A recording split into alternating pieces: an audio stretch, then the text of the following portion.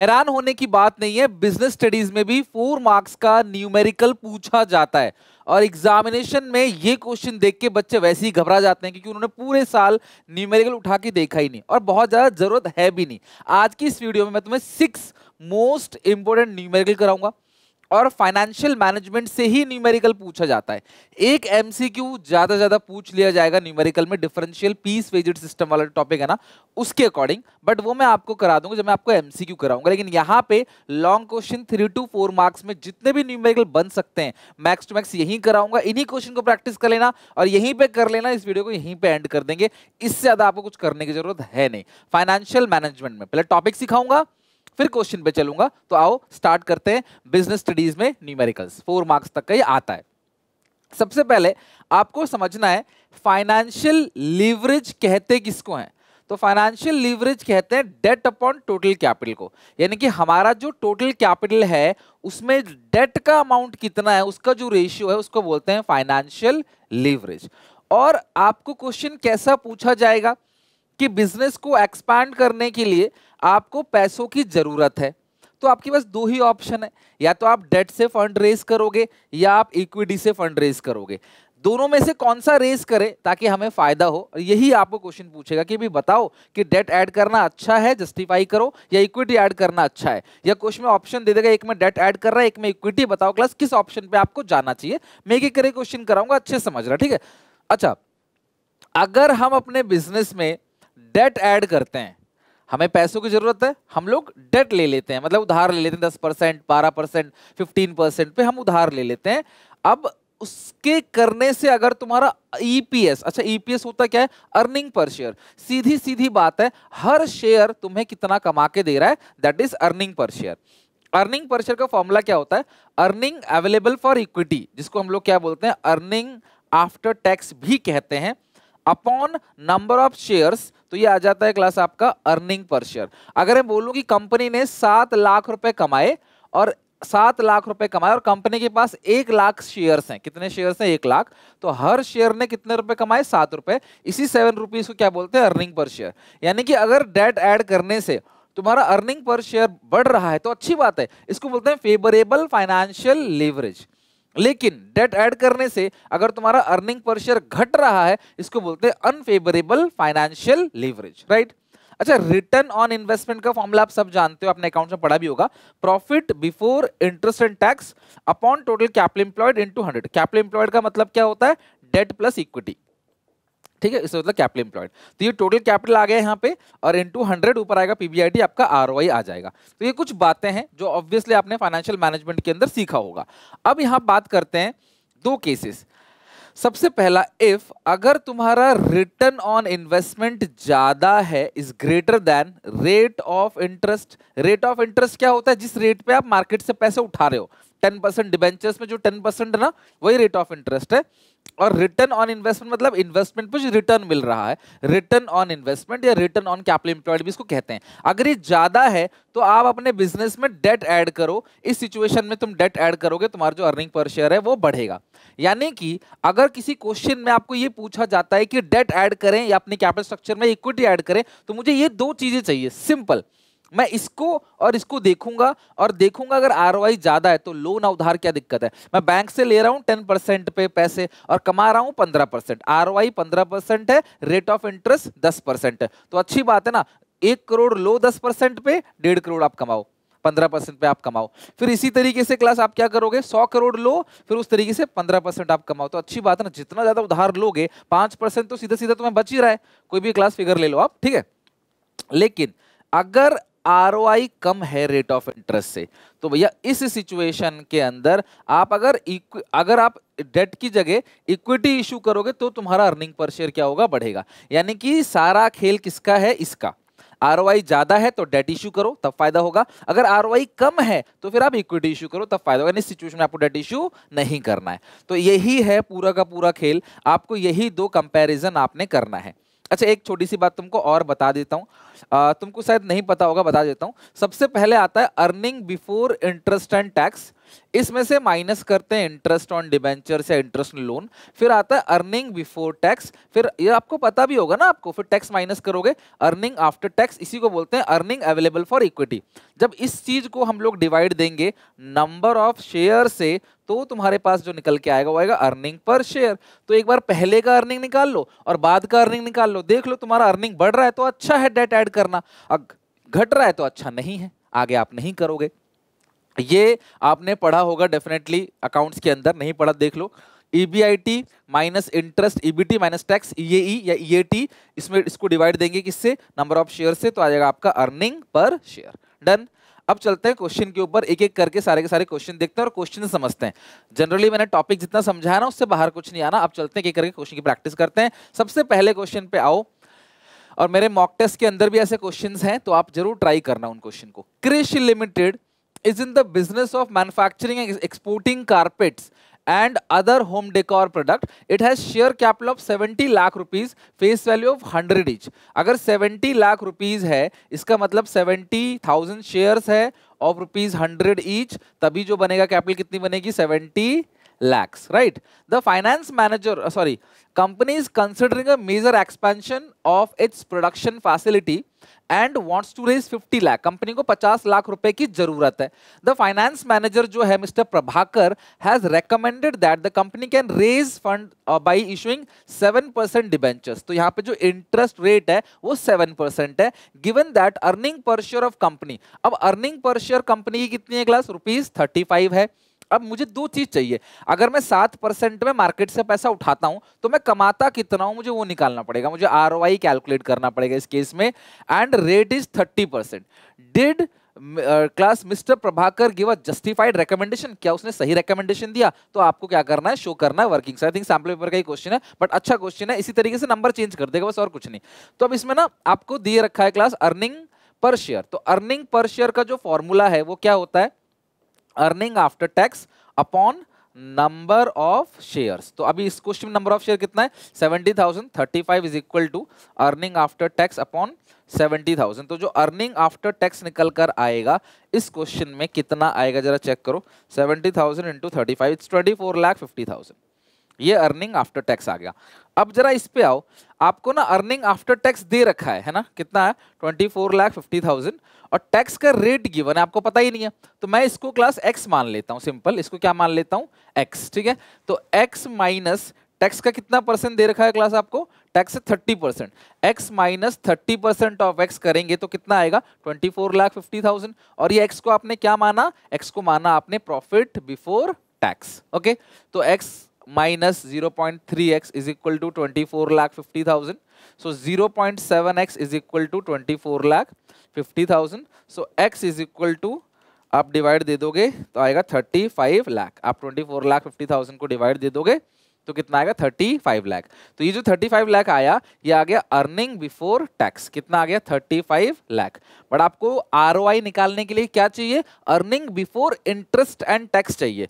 तो भैया इस सिचुएशन में जो इंटरेस्ट है वो कितना निकल कर आएगा इस क्वेश्चन में, इंटरेस्ट कितना है इस क्वेश्चन के अंदर, देखो आप लोग इंटरेस्ट कितना है, तो इंटरेस्ट है 50 लाख रुपीज, अगर आप रेस करोगे 7% पे तो 50 लाख का 7%, 3,50,000 रुपीज जो आएगा वो आएगा इंटरेस्ट आएगा 3,50,000। तो टोटल जो आ गया प्रॉफिट बिफोर इंटरेस्ट टैक्स वो आएगा 35 लाख प्लस 350, 38,50,000, सिंपल है। तो ये आ गया profit before interest and tax, समझ गए। तो आप शॉर्टकट तरीके से निकाल सकते हो, मैं शॉर्टकट भी सिखा देता हूं आपको। ये जो अमाउंट है ना ये टैक्स के बाद है, तो 24,50,000 का जो अमाउंट आया है ना ये टैक्स के बाद आया है, और टैक्स कितना 30%, तो 30% आपने माइनस कर दिया होगा, तो ये फिगर जो बचा वो कितना परसेंट है 70% इंटू 30, तो इससे तुम्हारा टैक्स का अमाउंट निकल कर आएगा 24,50,000 इंटू 30 डिवाइड बाई 70, 10,50,000 का आपका क्या आ गया, टैक्स आ गया। और प्रॉफिट बिफोर इंटरेस्ट टैक्स कैसे निकालोगे, प्रॉफिट आफ्टर टैक्स प्लस करोगे टैक्स प्लस करोगे इंटरेस्ट, तो आएगा प्रॉफिट बिफोर इंटरेस्ट टैक्स। तो प्रॉफिट आफ्टर टैक्स या अर्निंग आफ्टर टैक्स जो आ गया वो है 24,50,000, टैक्स का अमाउंट आ गया 10,50,000, और जो इंटरेस्ट है 50 लाख का 7% ये आ गया 3,50,000। तो अर्निंग जो टोटल आएगा बिफोर इंटरेस्ट एंड टैक्स वो कितना आएगा, 38,50,000। ये आ गया profit before interest and tax. आप ऐसे निकाल लो, आप ऐसे निकाल लो, मर्जी आपकी है, सिंपल। लेकिन ये आपको पता होना चाहिए सिस्टम कैसे काम करता है। अच्छा, अब इसके बाद अगर आपको ये निकालना हो ROI, तो आप क्या करोगे? Profit before interest and tax upon capital employed into 100। Capital employed कितना? 70 + 50 1 करोड़, 1 करोड़ 20 लाख। तो 38,50,000 divide by 1 crore 20 lakh into 100, ये आ गया 32.08%। अच्छा, अब एक स्टेटमेंट लिखोगे तुम, सिंपल सा स्टेटमेंट लिखना क्लास इंग्लिश में। क्या? This statement of Prabhakar is justified. The recommendation of Prabhakar is justified because here in this case return on investment is greater than rate of interest. Rate of interest कितना है? 7%. Return on investment कितना है? 32.08%. Hence more debt will increase the earnings for shareholders. बस इतना, और कुछ नहीं। More debt will increase the earning for shareholders. ये लाइन आप लिख देना, ये कैलकुलेशन कर देना। यानी मैंने आपसे कहा था दो चीजें ढूंढनी है बस। क्या क्या ढूंढना है? ROI कितना है और रेट ऑफ इंटरेस्ट कितना है। रेट ऑफ इंटरेस्ट यहाँ पे 7% है और ROI आपका निकल गया 32.8%। और ROI निकला कैसे? तुम्हें अर्निंग पर शेयर जो है वो दे रखा था 35 और तुमने उससे अपना ROI निकाल लिया। दैट्स इट, खत्म। आई होप आपको ये क्वेश्चन अच्छे समझ आ गया होगा। स्मार्ट स्टेशनरी लिमिटेड के पास 40 लाख रुपए के फंड की जरूरत है नए प्रोजेक्ट के लिए, और जो मैनेजमेंट है उसने कहा जी हम डेट और इक्विटी का मिक्स लेंगे। पहला केस 40 लाख डेट और 40 equity 0 debt, 30 equity 10 debt, 10 equity और 30 डेट। ठीक है, तो अब इस सिचुएशन में धीरे धीरे अपने कैपिटल स्ट्रक्चर में क्या कर रहे हैं लोग? डेट ऐड करते चले जा रहे हैं। और जो रेट ऑफ इंटरेस्ट है वो कितना है? 9% है। फेस वैल्यू ऑफ शेयर कितना है? 100। टैक्स रेट कितना है? 30%। EBIT कितना है आपका? 8 लाख। अब इस सिचुएशन में अगर तुम क्लास निकालोगे ना रिटर्न ऑन इन्वेस्टमेंट, वो कैसे निकलेगा? Profit before interest and tax कितना आ गया? 8 लाख। और कैपिटल एम्प्लॉयड इस क्वेश्चन में कितना है? 40 लाख इंटू 100। तो 8 lakh divide by 40 lakh into 100, आ गया 20%। अच्छा, रिटर्न ऑन इन्वेस्टमेंट है 20% और रेट ऑफ इंटरेस्ट कितना है? 9%। So more debt will increase earning for share holder. साफ साफ दिख गया तुम्हें कि कमा रहे हो 20%, लग रहा है 9%, तो जितना भी डेट ऐड करोगे वो अच्छा ही है। क्वेश्चन पूछ रहा है under which of the three alternative will the company be able to take advantage of trading on equity? Advantage of trading on equity मतलब favorable financial leverage। कब फायदा होगा? तो क्लास थर्ड ऑप्शन में सबसे ज्यादा फायदा होगा, बिकॉज जितना ज्यादा तुम डेट ऐड करते जाओगे तुम्हारा अर्निंग पर शेयर उतना बढ़ता चला जाएगा। क्यों? क्योंकि ROI ज्यादा है। यही सिखाया था ना मैंने आपको, देखो शुरू में, अगर ROI ज्यादा है तो डेट जितना ज्यादा अपने कैपिटल स्ट्रक्चर में ऐड करोगे तुम्हारा अर्निंग पर शेयर उतना बढ़ेगा।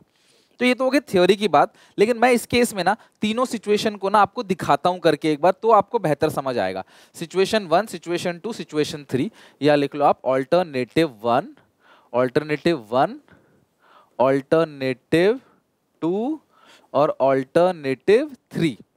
तो तीनों ऑल्टरनेटिव है और एक एक करके देखते हैं। सबसे पहले earning before interest and tax, earning, अच्छा एक ही जगह करते हैं, एक ही जगह लिखते हैं, बार बार लिखने की जरूरत नहीं है। Earning before interest and tax वो कितना दे रखा है आपको? 8 lakh. Earning before interest and tax से 8 लाख का। तीनों ही केस में हम लोग और अच्छे से निकाल लेते हैं, वैसे तो उसी से क्लियर हो गया, बट क्योंकि पूछ रहा है कौन सा ऑल्टरनेटिव बेस्ट है तो फिर ये भी आपको निकालना पड़ेगा, विच ऑल्टरनेटिव इज बेस्ट। इसमें से माइनस करेंगे सबसे पहले इंटरेस्ट। फर्स्ट केस में कोई भी इंटरेस्ट है ही नहीं, बिकॉज फर्स्ट केस में कोई भी डेट नहीं है। दूसरे केस में 10 लाख का 9% कितना बनेगा? 90,000 और 30 लाख का 9% 2,70,000।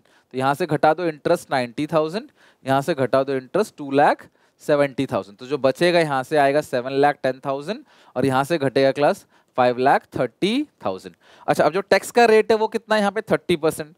तो ये आ गया आपका प्रॉफिट बिफोर टैक्स या अर्निंग बिफोर टैक्स। माइनस करेंगे टैक्स, 30% है तो 240 घटा दिया तो आ गया 560।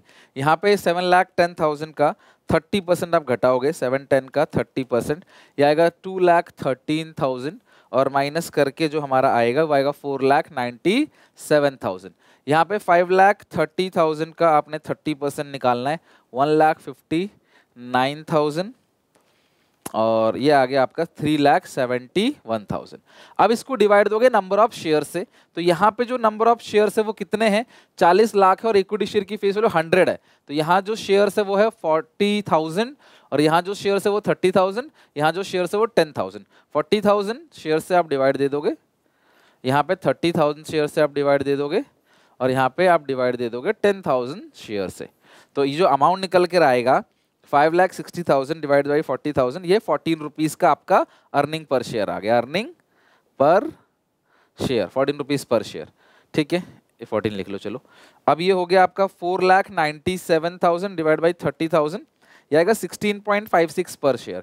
तो आप देख रहे हो जितना ज्यादा आप डेट ऐड कर रहे हो उतना तुम्हारा जो अर्निंग पर शेयर बढ़ रहा है। सो आप एक लाइन लिख देना, company would taking benefit of trading on equity in alternative third.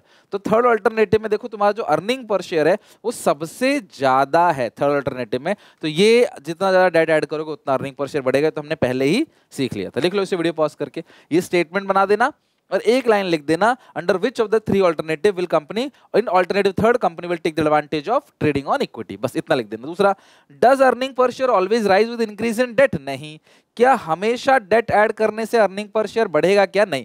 It the statement is true only when ROI is greater than rate of interest. अगर आरओआई रेट ऑफ इंटरेस्ट से ज्यादा है तो ही डेट ऐड करने से तुम्हारा जो earning per share है वो बढ़ेगा। ठीक है, आई होप क्लास ये क्वेश्चन समझ आ गया आपको, बहुत अच्छा क्वेश्चन था। नेक्स्ट, इस क्वेश्चन का ना आंसर भी दे दिया है। क्या है ये क्वेश्चन, देखते हैं। सिल्क लिमिटेड के पास अर्निंग पर शेयर है 1 रुपए की, कंपनी को चाहिए कितना, 10 लाख का लोन चाहिए 10% इंटरेस्ट पे। आफ्टर 1 ईयर द रिजल्ट, एक साल के बाद यानी कि आफ्टर टेकिंग लोन कंपनी के पास शोल्डर फंड जो है वो है 2 लाख शेयर है, 10 का एक अमाउंट बन गया 20 लाख, लोन जो है 10 लाख का, ईबीआईटी है 6 लाख का, अर्निंग पर शेयर 2 रुपए का हो गया। तो पहले अर्निंग पर शेयर 1 रुपए था, अब अर्निंग पर शेयर 2 रुपए हो गया, अर्निंग पर शेयर बढ़ गया। इसका मतलब डेट ऐड करना तो अच्छा है, डेट ऐड करने से अर्निंग पर शेयर बढ़ रहा है। टैक्स रेट 20% है। Why did EPS in silk limited rise with use of debt? बताओ जरा, क्यों डेट के ऐड करने से अर्निंग पर शेयर बढ़ रहा है, ये बताओ। और second, if EBIT of company would have been 3 lakh, अगर अर्निंग बिफोर इंटरेस्ट टैक्स 6 की जगह 3 लाख होता, would using debt will still favourable for company. और फिर अगर हम डेट इशू करते तो क्या वो फेवरेबल रहता, इसकी बात करनी है। देखो सबसे पहले आपका जो अर्निंग पर जो आपका रेट ऑफ इंटरेस्ट है वो कितना है आपका, मुझे बताओ। रेट ऑफ इंटरेस्ट कितना है, 10% है। और जो आरओआई है वो कितना है, जरा निकालो। ROI, return on investment. तो अर्निंग बिफोर इंटरेस्ट टैक्स कितना है, 6 लाख, अपॉन कैपिटल, कैपिटल कितना है क्लास, जरा मुझे बताओ। 20 + 10 30 लाख इंटू 100, तो 6 lakh divide by 30 lakh into 100, 20%। तो अगर तुम्हारा रेट ऑफ इंटरेस्ट 10% है, तुम दो को कंपैरिजन करोगे, शुरू से बता रहा हूं, आरओआई और rate of interest. ROI is 20%, कमा रहे हो 20%, उधार कितने में ले रहे हो 10%, तो फायदा है 10% का। तो इस सिचुएशन में तुम जितना ज्यादा डेट ऐड करोगे अपने कैपिटल स्ट्रक्चर में, तुम्हारा जो अर्निंग पर शेयर है वो बढ़ेगा। तो वही क्वेश्चन पूछ रहा है, why EPS is silk limited rise with the use of debt? The EPS of Silk Limited rose with the use of debt because the cost of debt is lower than the return of the company. तो इसी को बोलते हैं cost of debt. Cost of debt क्या है class, कम है, और जो रिटर्न है वो कितना है क्लास आपका, ज्यादा है। Earning on funds which known as trading on equity और फेवरेबल फाइनेंशियल लीवरेज। ये हो गया क्लास पहले का आंसर। हालांकि देखो इन्होंने अपने आंसर में से कैलकुलेट करके नहीं दिखाया, बट आपको कैलकुलेट करके दिखाना पड़ेगा कि देखो यार आरओआई ज्यादा है, तो ऑब्वियसली डेट ऐड करने से जो तुम्हारा अर्निंग पर शेयर है वो क्या हो जाएगा, बढ़ जाएगा। ओके, अच्छा नेक्स्ट है क्लास यहाँ पे। अच्छा नेक्स्ट है, if EBIT of the company would have been 3 lakh. अच्छा ईबीआईटी अगर 3 लाख होगा तो क्या होगा, तो यहाँ पे एक छोटी सी कैलकुलेशन देखो आप कर सकते हो। ईबीआईटी ले लो 3 लाख रुपए, है ना, ये देखो कर रखा है ऑलरेडी। ईबीआईटी कितना है, 3 लाख रुपए, लेस कर दोगे इंटरेस्ट। आपने उधार कितना लिया है, 10 लाख, और कितने परसेंट पे लिया है, 10 लाख लिया है, कितने परसेंट पे, 10% पे। तो 10 लाख का 10% हो गया 1 लाख, 3 में से 1 गया, ईबीटी कितना बचा, 2 लाख। और उसमें से लेस करेंगे टैक्स, कितना टैक्स का परसेंटेज दे रखा है इस क्वेश्चन में, 20% दे रखा है टैक्स का, दे रखा है ना ये रहा 20%। तो अब घटा दो टैक्स का 20%, 40,000, तो अर्निंग आफ्टर टैक्स आ गया 1,60,000। नंबर ऑफ शेयर्स कितना है, 2 लाख, साफ लिखा है ना, 2 लाख शेयर्स ऑफ 10 ईच। तो अब इस सिचुएशन में जो अर्निंग पर शेयर वो 8 है, यानी कि अगर तुम्हारा जो प्रॉफिट है वो 3 लाख ले लोगे तो तुम्हारा अर्निंग पर शेयर घट गया। तो यानी कि इस सिचुएशन में अगर तुम डेट ऐड करोगे तो तुम्हारा अर्निंग पर शेयर घटेगा, तो इट इज अनफेवरेबल। यही क्वेश्चन कह रहा है। इफ ये आंसर इसलिए दिखाया था कि आप देख सको हाउ टू राइट आंसर, कैसे लिखना है आंसर्स को। If EBIT of company would have been 3 lakh, would using debt still be favourable? So no. अगर EBIT 3 लाख हो गया, इसका मतलब क्या है, अगर आप इस कैलकुलेशन में ना जाओ, नॉर्मली देख लो, ROI का फॉर्मूला निकाल लो। ROI कितना हो जाएगा, 3 लाख अपॉन जो कैपिटल एम्प्लॉयड है वो कितना है, 30 लाख। कैपिटल एम्प्लॉयड कितना है, 30 लाख इंटू 100। तो 3 लाख अपॉन 30 लाख इंटू 100 देखो ना। अब यहाँ पे भी जो है ROI वो अप्रोक्सीमेटली 10% का है। बात आई समझ में? अगर तुम्हारे पास पहले प्रॉफिट था 6 लाख रुपीस और ये प्रॉफिट घट के अब 3 लाख हो जाए, प्रॉफिट घट के 3 लाख हो जाए, तो क्या उस सिचुएशन में भी अपने कैपिटल स्ट्रक्चर में डेट ऐड करने से फायदा होगा? So answer is no. The EPS of silk limited rose, sorry, second time, the EBIT of company would have been 3 lakhs. Using that would not have been favorable for the company. It is unfavorable for the company because the company rate of return on investment is not more than the cost of debt. The ROI of company जो निकल कर आएगा वो आएगा 10% and the interest rate on debt is also 10%. So in such case the EPS will reduce to 0.8. इस situation में EPS reduce हो गया और इज अनफेवरेबल फाइनेंशियल लेवरेज। तो इट्स बेटर कि आप इस तरीके से कैलकुलेट करके निकाल लो। EBIT अगर 3 लाख है, माइनस करोगे interest, EBT minus tax, EAT divide by number of shares, तो अर्निंग पर शेयर फॉल हो रहा है, साफ दिख रहा है। Hence earning per share fall, it would not increase companies profit और कंपनीज अर्निंग पर शेयर। ठीक है, तो कंपनी का क्लास अर्निंग पर शेयर जो है वो इंक्रीज नहीं होगा और ये अनफेवरेबल है कंपनी के लिए। क्वेश्चन नंबर 4 पे आते हैं। Vedanta limited has a share capital of rupees 10 lakh divided into shares of 100 each. अगर 10 लाख रुपीज है तो इसका मतलब 10,000 शेयर्स है कंपनी के पास और 100 के ईच है। For expansion purpose the company required additional fund of 5 lakh. Company को 5 लाख रुपए की और जरूरत है। मैनेजमेंट कहता है कि 5 लाख कहां से रेज करेंगे? दो अल्टरनेटिव है, पहला 5,000 शेयर्स ऑफ रुपीज 100 ईच, दूसरा 10% debentures of rupees 5 lakh. The company present earning before interest tax is 4 lakh.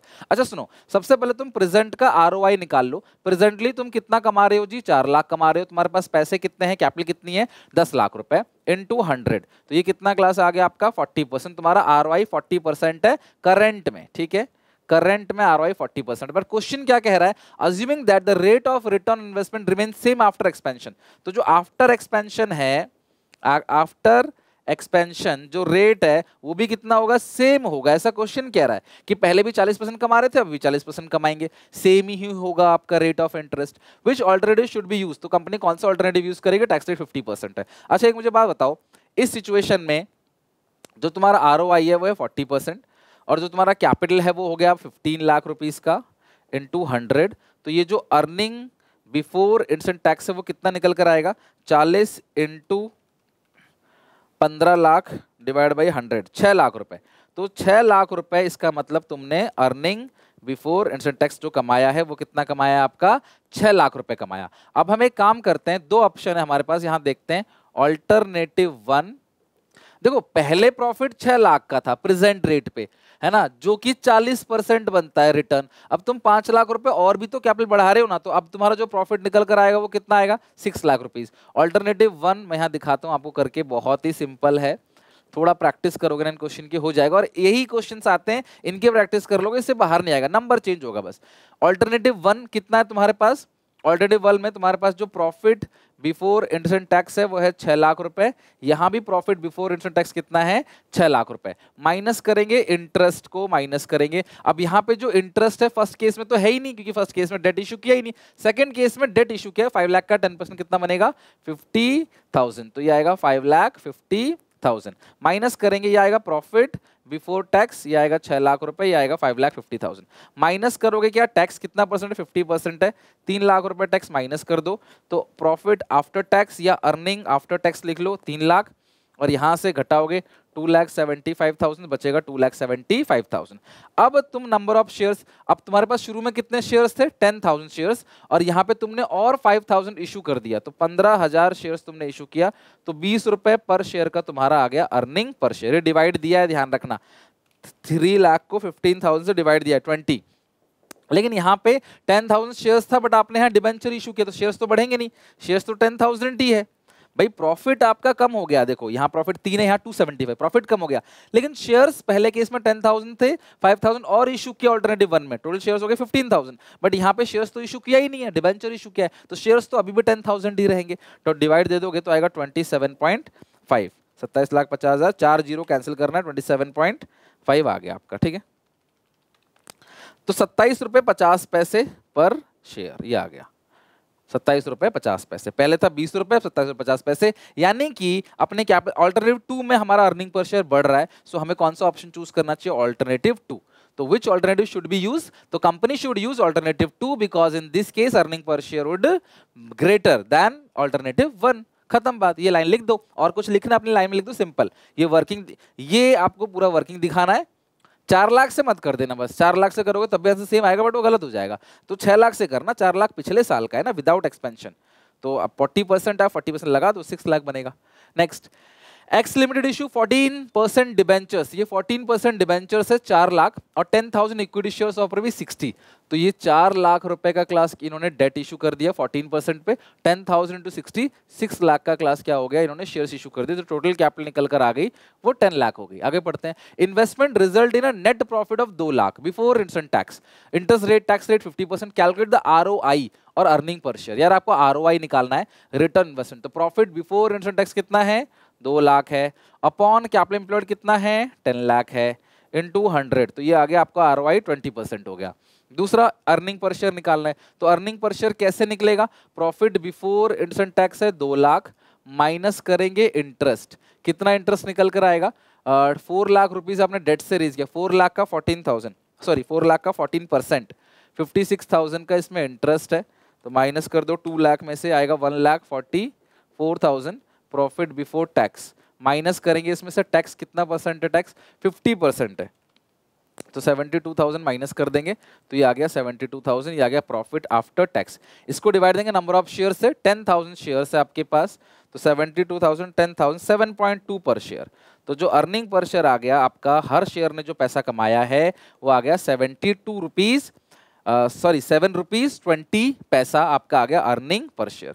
तो आपका ये भी निकल गया, ये भी निकल गया। State reason whether the above example is a favourable और अनफेवरेबल फाइनेंशियल लीवरेज। देखो आपको फेवरेबल और अनफेवरेबल बताना है, बहुत सिंपल है, वेरी वेरी सिंपल। ROI 20% है और जो इंटरेस्ट रेट है वो 14% है। Since ROI is greater than rate of interest, interest है, सो more debt in capital structure, capital STRUCTURE, capital structure will result increase in EPS, increase in EPS, hence it is favourable. Writing बेटा समझ लेना थोड़ी सी, मैं फटाफट करा रहा हूँ। आई होप आप समझ जाओगे, एग्जामिनेशन का टाइम है तो मैं फटाफट करा रहा हूँ, लेकिन चीज़ें वही हैं, लिखना वही है आपको अच्छी राइटिंग में। It is favourable financial leverage, favourable financial leverage. ठीक है, खत्म बात। तो ये अनफेवरेबल नहीं है, ये फेवरेबल फाइनेंशियल लीवरेज है। क्वेश्चन 5 आई होप आपका डन हो गया। तो ये ऐसे क्वेश्चन भी एग्जामिनेशन में आते हैं, छोटे छोटे क्वेश्चन। तो इस एग्जाम्पल के तौर पे देखोगे। अच्छा, इस क्वेश्चन में ना कोई पहले का ईपीएस कुछ है नहीं हमारे पास, सब कुछ यहीं पे ही है ना। तो इसी तरीके से होगा और कोई तरीका नहीं है। आप दो तरीके से आंसर निकाल सकते हो, ROI और रेट ऑफ इंटरेस्ट को कंपेयर करके, या फिर पहले का ईपीएस निकालो और अब का ईपीएस निकालो, अर्निंग पर शेयर, देखो बढ़ रहा है घट रहा है, ऐसे भी कर सकते हो। तो जिस केस में जैसा बन जाएगा हम वैसा कर लेंगे। From the following information regarding Aditya which is the business of a manufacturing green tea, calculate ROI और इंटरेस्ट कवरेज रेशियो। यार दोनों निकालने को बोला है। इंटरेस्ट कवरेज रेशियो तो भाई अकाउंट से क्वेश्चन है वो यहाँ दे दिया। तो अब इस सिचुएशन में ROI कैसे निकलेगा? Profit before interest and tax हो गया 15 लाख का, upon capital employed, capital employed कितना है? डेट प्लस इक्विटी, ये हो गया 30 लाख इंटू 100। तो ये तो 50% हो गया ना, सीधा सीधा। ऊपर 15 लाख है, नीचे 30 लाख है इंटू 100। और जो इंटरेस्ट कवरेज रेशियो है वो हो गया profit before interest tax upon annual interest. तो 12 लाख का 10% कितना हो गया? 1,20,000। तो ये हो गया 15 लाख डिवाइड बाई 120, इट्स 12.5। ठीक है, तो ये हो गया आपका इंटरेस्ट कवरेज रेशियो, सिंपल। और यही सारे क्वेश्चंस हैं, इसी टाइप के क्वेश्चन एग्जामिनेशन में आते हैं। तो आई होप आप इन क्वेश्चन के अच्छे से प्रैक्टिस कर लोगे और इनको जरूर बना के जाओगे। आई होप एसपीसीसी आप पे आपने 3 प्रीमियम मॉक टेस्ट थे उनको बनाया होगा। तो मुझे बताना जरा क्लास स्कोर क्या क्या आ रहा है मॉक 1, मॉक 2, मॉक 3 में, जितना ही बनाया है आपने। ठीक है, लिंक डिस्क्रिप्शन बॉक्स में चेक कर लेना। अब जो भी थोड़ा बहुत बचा है क्लास उसे हम लोग खत्म कर लेंगे आज कल के अंदर अंदर, और देन क्लास आप रेडी रहना एग्जामिनेशन हॉल में जाने के लिए। Till then take care, bye bye, मिलते हैं नेक्स्ट वीडियो में।